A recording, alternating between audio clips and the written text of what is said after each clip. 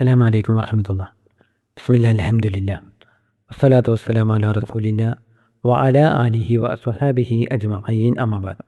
ഏറെ പ്രിയം നിറഞ്ഞ സഹോദരങ്ങളെ, സഹോദരിമാരെ, ജീവിതത്തിൽ എന്തു തന്നെ വലിയ നേട്ടങ്ങളും വിജയങ്ങളൊക്കെ നേടണമെങ്കിലും ലക്ഷ്യങ്ങൾ സാക്ഷാത്കരിക്കപ്പെടണമെങ്കിലും ഓരോന്നിനും അതിൻ്റേതായ നേരവും സമയവുമൊക്കെ എടുക്കും.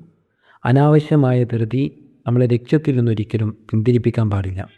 ഇന്ന് നമ്മൾ നല്ലൊരു വിത്ത് നട്ട് നാളെ ആകുമ്പോഴേക്ക് തന്നെ അത് വളർന്നു വലുതായി ഫലം തരണമെന്നും നാളെ ഉച്ചയ്ക്ക് നല്ല വെയിലുള്ള സമയമാകുമ്പോഴേക്ക് അതൊരു തണൽ വൃക്ഷമായി മാറി എനിക്കതിൻ്റെ ചുവട്ടിൽ നിന്ന് തണൽ ആസ്വദിക്കണമെന്നും ഒരാൾ വിചാരിച്ചാൽ അത് നടക്കുമോ? ഒരിക്കലുമില്ലല്ലോ. ഒരു ചെടി മുളച്ച് വളർന്ന് വലുതാകുവാനും അത് ഫലം തരുവാനും തണൽ മരമായി മാറുവാനുമൊക്കെ അതിൻ്റേതായ സമയമെടുക്കും. ഒരു ഉമ്മയുടെ ഗർഭാശയത്തിൽ ഒരു കുഞ്ഞ് ജന്മമെടുക്കാൻ തുടങ്ങി. മാസങ്ങളോളം ഗർഭം ചുമന്ന് നടക്കാനൊന്നും എനിക്കാവില്ല, അതൊക്കെ എന്തു വലിയ പ്രയാസമാണ്.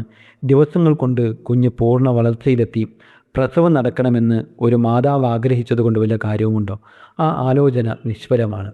ഈ രൂപത്തിൽ ദുനിയാവിലെ ഓരോ കാര്യങ്ങൾക്കും റഹ്മാനായ റബ്ബ്, ഈ ലോകത്തിൻ്റെ സൃഷ്ടാവ്, നമ്മുടെ ഹൃദയങ്ങളിലുള്ളതറിയുന്ന അള്ളാഹു സുബ്ഹാനഹു വ തആല ഒരവധിയും സമയവുമൊക്കെ നിശ്ചയിച്ചിട്ടുണ്ട്.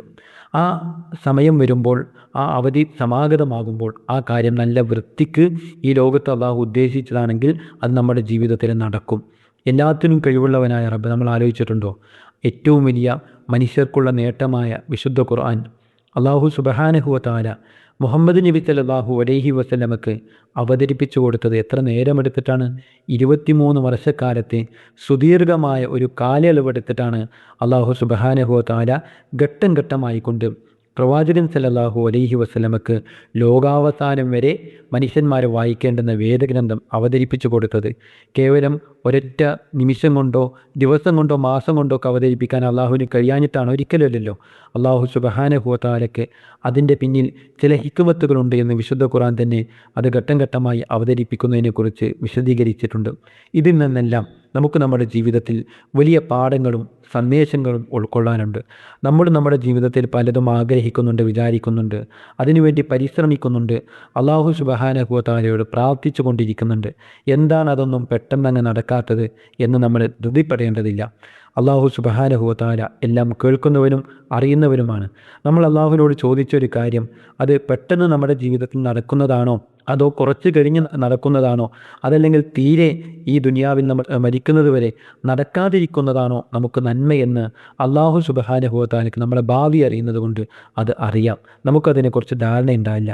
അതുകൊണ്ട് തന്നെ ചോദിക്കുന്ന കാര്യം അത് പെട്ടെന്ന് നടക്കാതിരിക്കുന്നത് കൊണ്ട് നമ്മളെ സംബന്ധിച്ചിടത്തോളം അതിൽ നമുക്ക് പ്രയാസമുണ്ടാകേണ്ടുന്ന കാര്യമില്ല.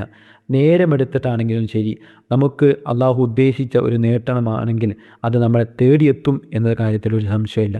അള്ളാഹു സുബ്ഹാനഹു വ തആല നമുക്ക് വിധിച്ച നന്മകളൊന്നും ആരെക്കൊണ്ടും ലോകത്ത് തടുക്കാനാവില്ല. ശത്രുക്കളുടെ കുതന്ത്രങ്ങൾക്കോ അസൂയാലുക്കളുടെ അസൂയകൾക്കോ ഒന്നും അതിനെ തടുക്കാനുള്ള ശക്തിയില്ല. നബി സല്ലല്ലാഹു അലൈഹി വസല്ലമ പറഞ്ഞു, യുസ്തജാബു ലി അഹദിക്കും മാ ലം യഅ്ജൽ. നിങ്ങൾ ധൃതി പിടിക്കാത്തിടത്തോളം കാലം നിങ്ങളുടെ പ്രാർത്ഥനയ്ക്ക് അല്ലാഹു സുബ്ഹാനഹു വ തആല ഉത്തരം നൽകുമെന്നാണ്. മറ്റൊരിക്കൽ പ്രവാചകനോട് ചോദിക്കുന്നുണ്ട്, പ്രവാചകൻ പഠിപ്പിച്ചപ്പോൾ, എന്താണ് പ്രവാചകരെ ധൃതി പിടിക്കൽ എന്ന് പറഞ്ഞാൽ?